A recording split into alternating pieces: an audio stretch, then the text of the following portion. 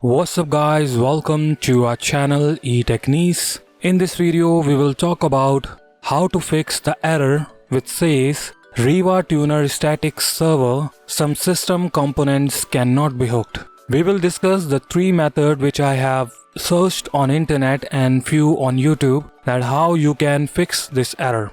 But before going further, I like to tell you now you can donate us to build an online free community of specialists who can answer your question on this channel or on our website comment section and the forum website which we will build just to answer and to solve the problem as soon as possible. So you can donate us. The minimum you can donate is $3 and the maximum is up to you. Now let's talk about the method you have to use to fix this problem. Method 1. Windows Update.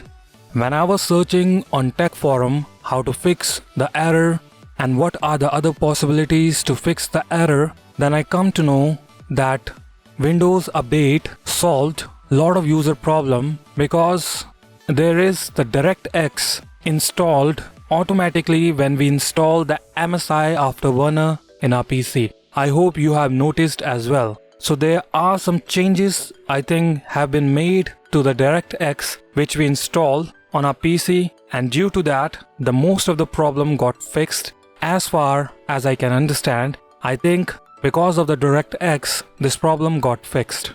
So what should you have to do? You simply have to click on Windows icon and click on Settings. Here in Update and Security, click on it. You simply have to check for the updates. It is start exploring the update. As you can see, it says you are up to date. That's why MSI Afterburner is working perfectly fine and I'm not getting this error of Rivatuner. So you simply have to update your Windows. From here you can simply click on check for update and it start checking for the updates. Method 2. Download latest version. As I'm saying download the latest version, what I mean to say, you have to download the latest version of Rivatuner static server. As you can see, I have version 7.3.0. If I search on internet, let me open the browser. If I type in here download Rivatuner static server and if I search on internet, then you can see now the latest beta version which is available is 7.3.2. That means the full version which is available is 7.3.1 and I'm using 7.3.0. So what you have to do, you simply have to download the recommended version in your PC to make sure you are up to date with their latest updates. Simply download it, open the folder, double click on RTSS setup, extract all. Double click on the software, click yes and install it. As you can see, I'm installing it on the same place in the C drive. Click next and install.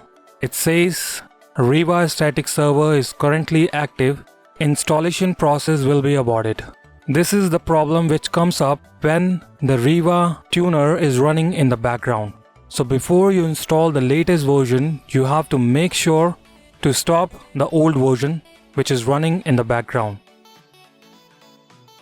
As you can see, I'm ending the task of all of the Rivatuner function running on the background, and after this I'm gonna install it.